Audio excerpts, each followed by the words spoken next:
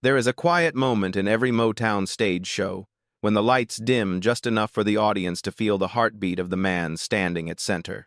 Long before history remembered the hits, before the world knew the name Paul Williams, there was a presence, steady, graceful, and full of soul guiding.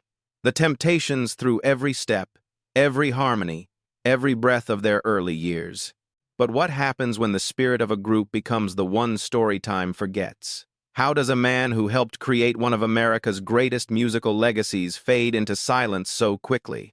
This is the journey of Paul Williams, the beauty, the brilliance, and the heartbreak that shaped his life. Let's get into his story right now. Let me know where you're watching this from in the comments. Grab yourself a warm drink, maybe a cup of water or tea, sit back, and let's start this journey together. He was born in Birmingham, Alabama in 1943. In a world that rarely made room for young black boys with big dreams. Birmingham was a city wrapped in the weight of segregation, a place where talent could bloom but opportunity struggled to survive. For Paul Williams, childhood was a mixture of quiet resilience and the early stirrings of a creative spirit that would one day help shape the sound and soul of American music. He grew up in a working-class family that understood hardship far better than comfort. Money was scarce, but music was everywhere, in church pews, at neighborhood gatherings, and in the laughter that filled small Southern homes trying to make the best of every day. The gospel songs he heard on Sundays weren't just melodies, they were lifelines. The harmonies stayed with him long after the church doors closed, lingering in his thoughts like a promise of who he might one day become. Even as a child, Paul carried himself with a quiet poise.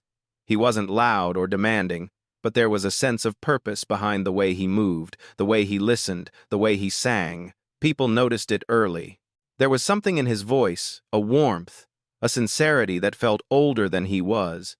It wasn't polished yet, but it was pure, honest.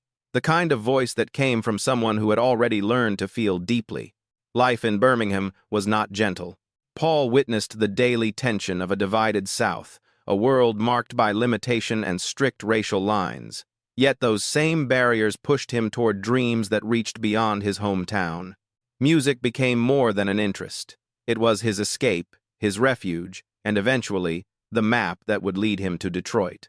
Before Detroit, though, there was friendship and destiny in the form of Eddie Kendricks. The two met as boys, long before anyone could imagine their names would be tied together in one of the greatest groups of all time. They bonded first over harmonies, then over ambition. Paul and Eddie practiced endlessly, experimenting with their voices, challenging each other, and imagining a future brighter than the one laid out before them. Together, they formed a local group called the Cavaliers, performing at small venues and neighborhood events.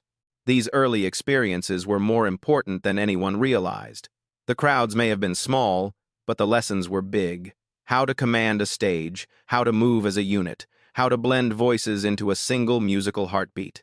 And for Paul, it was the first time he discovered the power of performance, the way audiences leaned in when he stepped forward, the way his presence filled a room even before he sang a note. As teenagers, Paul and Eddie faced a difficult truth. Staying in Birmingham meant staying limited. Detroit, on the other hand, was rising. It was the home of the automobile industry, a booming city with a vibrant black community and, more importantly, the budding sound of Motown. While the decision to leave Alabama was not easy, the hope of something greater outweighed every fear. Paul followed his family to Detroit, carrying nothing more than determination and a voice waiting for its moment. Detroit was different from Birmingham in every way. It was loud, fast, full of energy and possibility. The streets buzzed with music gospel from the churches, blues from the bars, and a new kind of rhythm emerging from basements and practice halls all over the city. Here, Paul felt something he had never felt before: momentum. A sense that life was finally beginning to move in the direction he had always imagined. He and Eddie continued performing, refining their craft, and developing a style that felt uniquely theirs. Paul blossomed in Detroit. His natural grace turned into polished choreography. His voice grew stronger, steadier. His confidence began to shine through in every performance. Older musicians took notice. Younger kids mimicked his moves.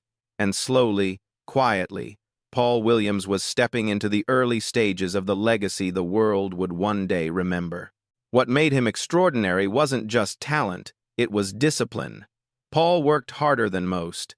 He rehearsed until every step felt effortless and every note hit the soul just right. He understood something many artists took years to learn. Great performers aren't born. They're shaped, carved by hunger, molded by struggle, and strengthened by faith. By the time Paul met Otis Williams and joined musical forces with him, he had already laid the foundation for the man he would become. Eddie had the soaring high notes. Otis had leadership. But Paul had heart.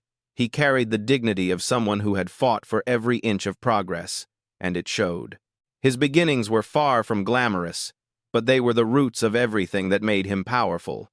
The humility, the discipline, the empathy, and the deep, soulful voice that seemed to hold both joy and sorrow in the same breath. Before the fame, before the stages, before the world ever knew his name, there was just a young man chasing a dream and believing with all his heart that music could carry him somewhere brighter. By the time Paul Williams settled into life in Detroit, everything around him seemed to pulse with musical possibility. The city moved to its own rhythm, a blend of gospel roots, street corner harmonies, and the rising beat of a new sound that was beginning to capture America. For a young man shaped by discipline and quiet ambition, it felt like the world was opening its doors little by little. Paul and Eddie Kendricks threw themselves into the Detroit music scene with the same determination they carried as boys in Alabama. Their group, now renamed the Primes, became known for its clean harmonies and sharp choreography. Even in these early days, Paul distinguished himself. He had a steadiness that grounded the group, a stage presence that felt natural rather than performed. When he stepped into a spotlight, it didn't matter how small the venue was, the audience always leaned forward, sensing something genuine in the way he moved and sang.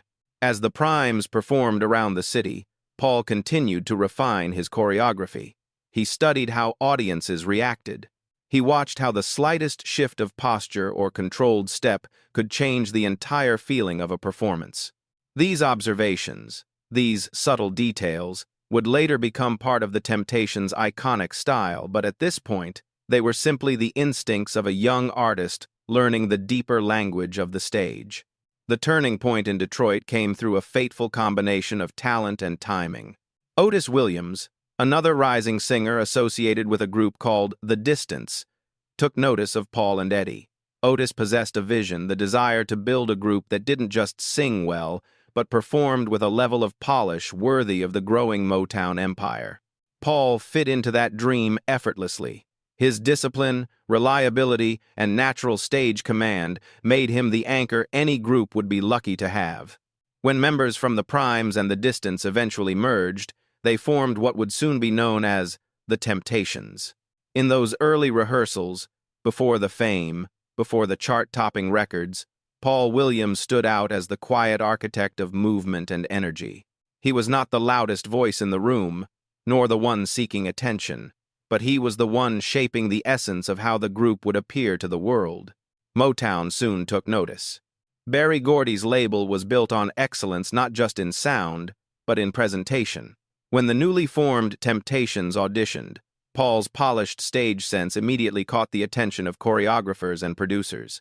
They saw someone who had already internalized the Motown standard without ever being taught.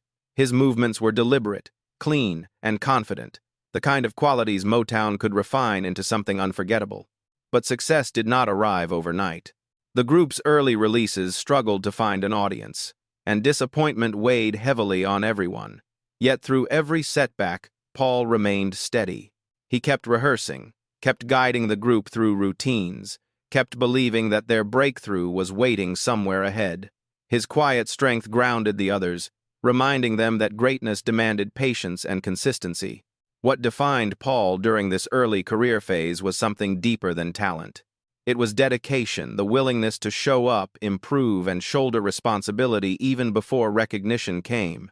In a world full of bright voices, Paul Williams became the rhythm beneath the harmony, the performer who made the group feel complete. These early years shaped not only the Temptations' identity, but Paul's legacy.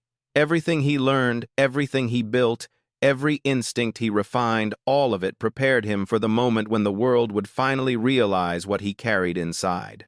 The true turning point for Paul Williams arrived when a new voice stepped into the room, a voice rougher, grittier, and charged with emotion. David Ruffin joined the Temptations with a presence that felt explosive, and suddenly the group's chemistry shifted into something extraordinary. What had been potential now felt inevitable. This was the moment that opened the door to the Classic Five era, the lineup that would define Motown history. Paul sensed it immediately. He wasn't threatened by David's power. He recognized it as the missing piece. While Eddie Kendricks floated on high, angelic notes, and David Ruffin roared with intensity, Paul grounded every harmony with that warm, steady baritone. Together, the voices fit like parts of a single instrument, each one vital, each one elevating the other. Then came the songs that would introduce them to America. The Way You Do the Things You Do gave them their first taste of national attention. Audiences finally saw what Paul had been helping to shape all these years, a group that didn't just sing, but performed. Every step, every glance, every turn felt deliberate. And at the center of those movements, even when he wasn't the lead singer, was Paul Williams, the quiet architect of their stagecraft. Their momentum grew quickly. My Girl exploded across the radio, turning the Temptations into a household name. David Ruffin took the lead on the recording, but on stage, Paul remained the anchor. He guided transitions, set cues with subtle gestures, and kept the group unified through every performance. His leadership didn't require volume. It required presence, and Paul had that in every breath. As the group's fame expanded, the pressures of success settled onto their shoulders. Long rehearsals, relentless touring schedules, media appearances, and the expectation to always outdo themselves became part of daily life. It was in these high-pressure moments that Paul's steadiness became essential. He was the one who could calm a room, the one who could bring focus back to the work, the one who understood that professionalism wasn't just about singing well, it was about honoring the craft. Motown executives began to see him as more than a performer. Choreographers consulted him. Producers trusted his judgment. Other artists watched him closely, hoping to understand how he carried himself with such ease while navigating such a demanding environment. Paul wasn't just part of the Temptations, he was becoming a quiet standard within Motown itself. Yet, even at this height, Paul never claimed credit. He seemed content knowing the group was succeeding, knowing that the dream he had chased since childhood was finally real. But beneath that calm exterior, subtle cracks began to appear. The spotlight grew hotter. The expectations rose higher. And while the world saw a polished star, Paul felt the weight of everything he had given and everything he still needed to give tightening around him. Still, in these days of triumph, Paul Williams stood at the heart of a musical revolution. This was the era that lifted him from the boy who once sang in southern churches to a man performing on national stages. It was a moment of greatness, a turning point that confirmed his place in history, even if time didn't always remember it. By the mid-1960s, the Temptations were no longer just another vocal group fighting to be heard. They had become a force polished, disciplined, and electrifying. And in the center of that rise stood Paul Williams, the man whose quiet leadership had shaped their image from the very beginning. Fame didn't arrive gently. It came like a wave, lifting the group into a new reality where the lights shined brighter, the crowds roared louder, and every performance carried the weight of expectation. Paul thrived in this world. On stage, he transformed. His movements were crisp, confident, and unmistakably his own. Audiences could feel his presence before he even sang a note. He had a way of making each show feel intimate, even when thousands of people filled the room. When Paul stepped forward to sing "Don't Look Back," it wasn't just a performance, it was a moment. The kind of moment that made fans rise to their feet because they could feel the sincerity pouring out of him. Motown understood the value of image, precision, and emotional power. The Temptations were the embodiment of that philosophy, and Paul was one of the main reasons why. Choreographers praised him. Producers trusted him. Other groups watched him from backstage, studying how he carried himself with such ease and grace. He had set a standard, not because he demanded attention, but because excellence seemed to follow him wherever he went. Touring became a constant rhythm. City after city, stage after stage, the Temptations delivered performances that felt larger than life. In television studios, Paul mastered the camera with the same ease he had mastered the stage. His expressions, his timing, even the slight tilt of his head felt intentional. He understood showmanship the way some people understand prayer, as something sacred, disciplined, deeply felt. And the world noticed. Appearances on major TV programs brought the group into millions of American homes. Their records soared. Audiences memorized their steps, their harmonies, their style. The Temptations had become icons, symbols of black excellence at a time when the country needed voices of artistry and dignity. Paul carried that responsibility with humility. He knew what it meant for kids who looked like him to see a group like this rise to national prominence. Behind the scenes, the group shared laughter, long rehearsals, and moments of pure joy as they watched their dreams unfold. Paul cherished these victories. He had worked too hard, sacrificed too much, to take any of it for granted. When he walked out under the bright stage lights, he carried his entire journey with him, from Birmingham church pews to Detroit street corners, from small clubs to grand theaters. This was Paul Williams at the height of his power, a performer whose grace and discipline helped build a musical legacy that would echo for generations. For a time, everything he dreamed of as a young boy was now alive around him.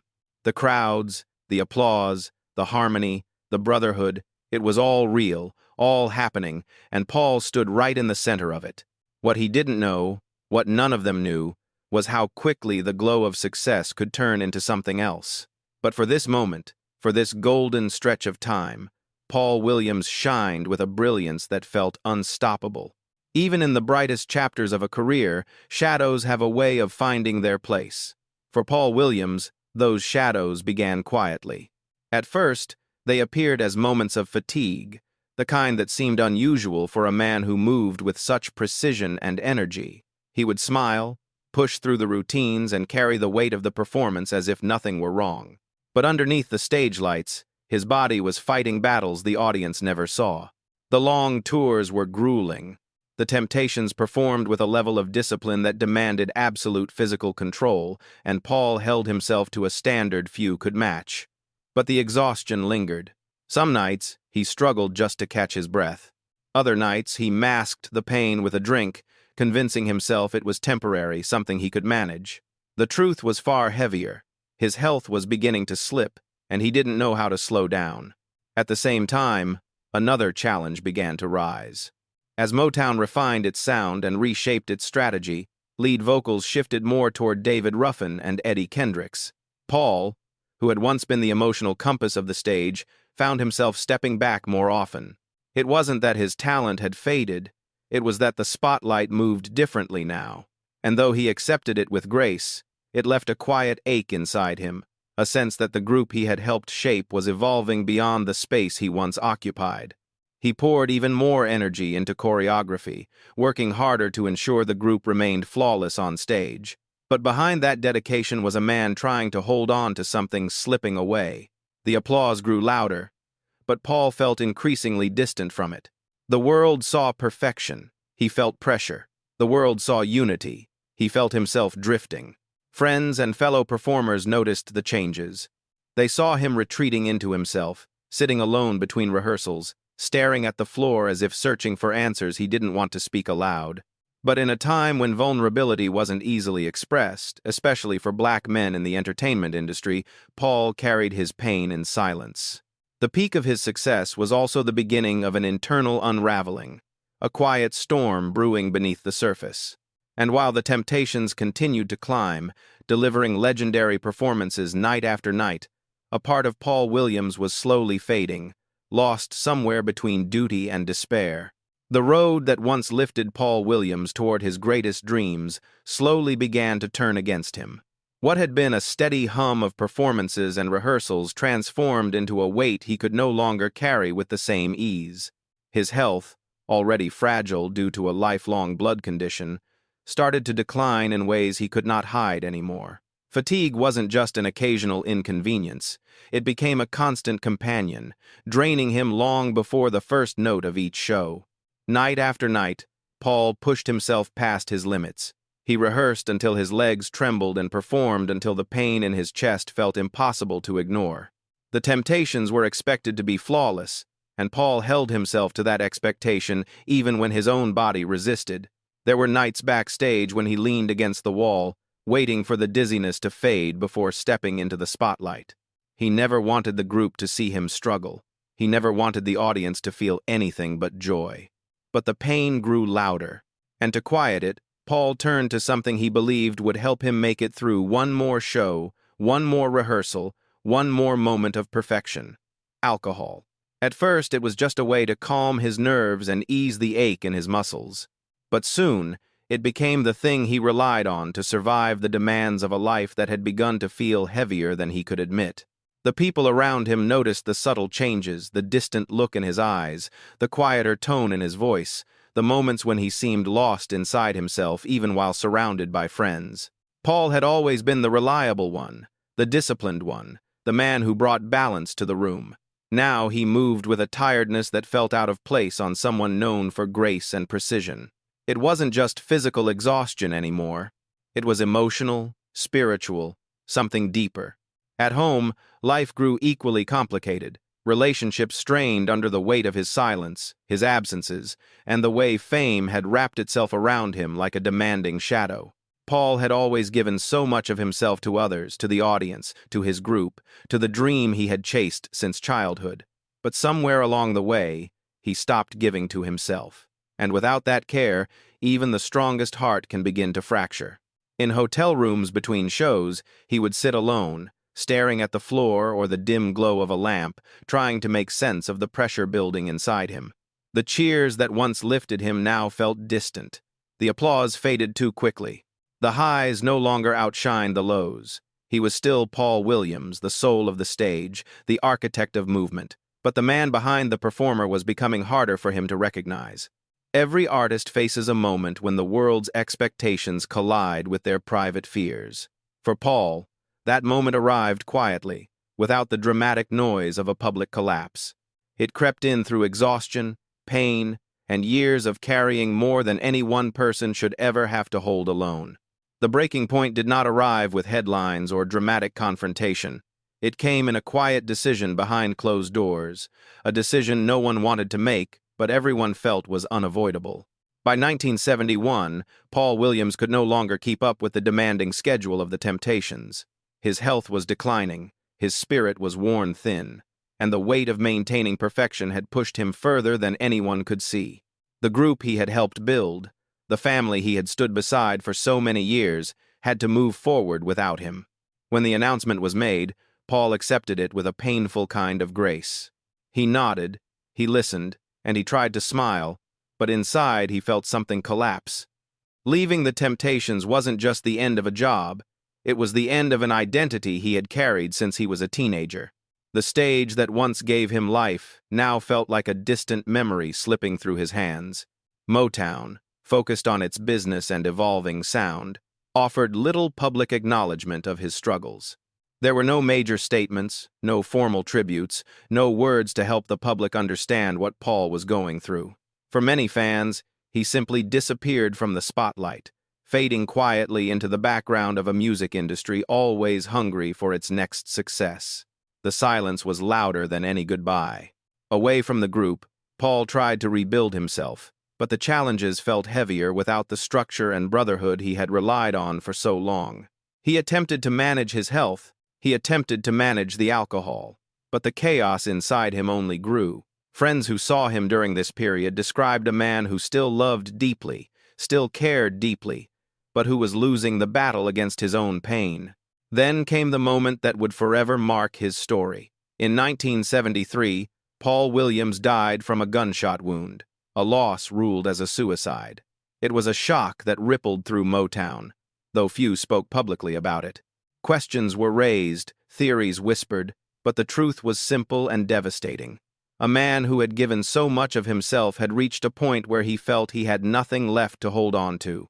His death left a silence that no song could fill, a silence made heavier by the knowledge that the world had watched him shine, but never fully understood the weight he carried behind that brilliance. Paul Williams had been the heart of the Temptations, but in the end, he faced his darkest moments alone. Legacy is a complicated thing. Some artists leave theirs stamped across awards, headlines, and monuments. Others, like Paul Williams, leave a quieter legacy, one woven into the fabric of every performance he ever touched, every harmony he ever shaped, every artist he unknowingly inspired. His story may not have ended the way he deserved, but the imprint he left on American music remains steady and undeniable. What Paul contributed to the Temptations went far beyond the notes he sang. He was the architect of their stage presence, the one who understood that movement could speak just as loudly as melody. His choreography helped define the group's identity, setting a standard for precision and elegance that countless performers would later try to emulate. The Temptation Walk, now iconic in the history of R&B and soul, grew out of his instinct for rhythm and unity. It wasn't flashy, it was smooth, confident, and deeply musical. That was Paul's signature. On stage, he carried himself with a mixture of dignity and joy. Fans remember the way he leaned into the microphone during "Don't Look Back," delivering every line with a conviction that made the lyrics feel lived rather than performed. Even if Paul didn't always take the lead on recordings, he took the lead in spirit. When he stepped forward, audiences felt the room change. His voice had a sincerity that came from a life touched by both struggle and hope. It wasn't about range or power, it was about heart.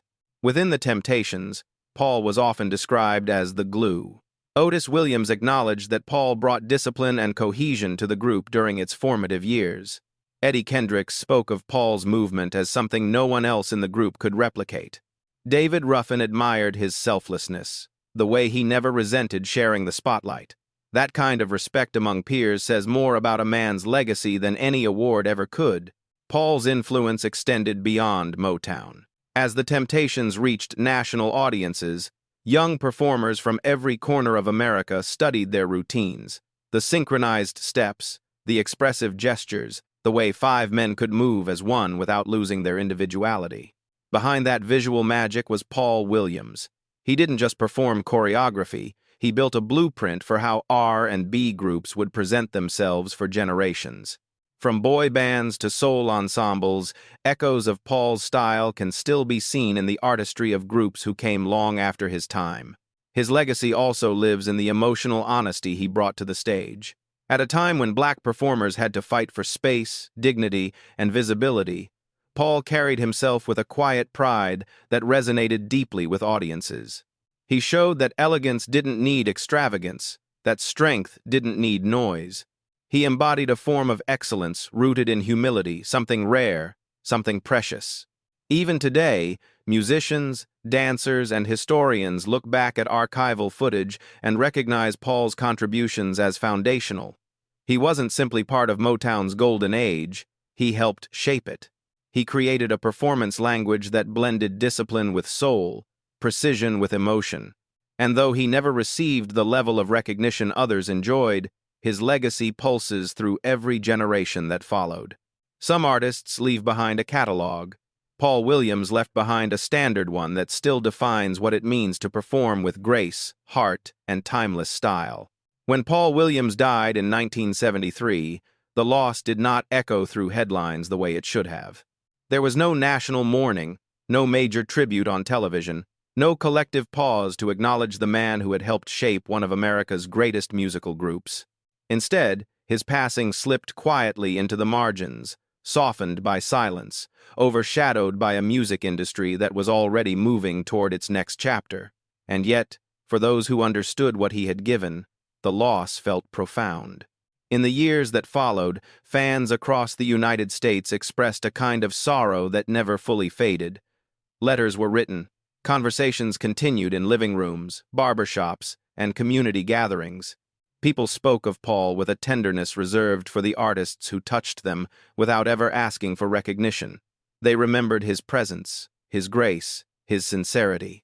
They remembered how he made them feel seen, even from a distant stage. Within the black community, Especially among those who grew up with Motown as the soundtrack of their lives, Paul's legacy took on a deeper meaning.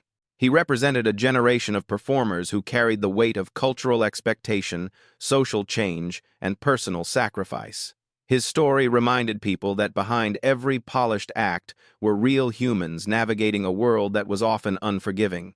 Paul became a symbol of resilience, but also a reminder of how easily society can overlook the quiet ones, the ones who build, guide, and uplift without demanding the spotlight.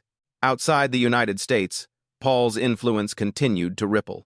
International audiences who had watched The Temptations on European tours or late-night broadcasts spoke about him with admiration. For many fans abroad, he embodied the elegance and sophistication of Motown performance. Even decades after his death, foreign documentaries and retrospectives referenced his role in shaping The Temptations' stage identity. The world may not have fully understood the struggles he carried, but it recognized the artistry he shared. Hollywood and the broader entertainment industry were slower to acknowledge Paul's contributions. For years, his name appeared quietly in footnotes or brief mentions in Motown histories, but with time, a shift began. The 1998 Temptations miniseries brought renewed attention to his life, prompting new discussions about the emotional cost paid by artists of his era. Viewers who hadn't known his story were suddenly confronted with the weight of his journey, the triumphs, the pressures, the loneliness that often accompanied success. Music historians, too, began re-evaluating his role. They highlighted the importance of his choreography, his discipline, and the emotional honesty in his performances. Scholars pointed out that without Paul Williams, the Temptations' image, the very thing that distinguished them from other groups, might never have existed in the form the world celebrates today. With each passing year, Paul's story inspires more empathy than tragedy. People no longer see him only as a man who struggled, but as a man who gave everything he had to his craft. A man who helped define a genre. A man whose quiet strength shaped the legacy of others in ways that cannot be measured. Today, when fans revisit old footage, they don't just see a performer. They see a human being with layers of beauty and pain. They see someone who deserved more recognition, more understanding, and more care. Paul Williams may not have received the flowers he earned while he was alive, but time has slowly placed his name back where it belongs, not in the shadows, but in the warm remembrance of those who continue to honor him. When we return to that quiet image, the dimming lights, the still microphone, the stage waiting for a voice that once carried so much heart, it becomes impossible not to feel the weight of Paul Williams's story. His life was a journey marked by brilliance and burden, a reminder that the artists who give us the most often carry the heaviest dreams. Paul didn't just help build the Temptations, he helped build a chapter of American music that continues to live, breathe, and inspire long after the final note faded.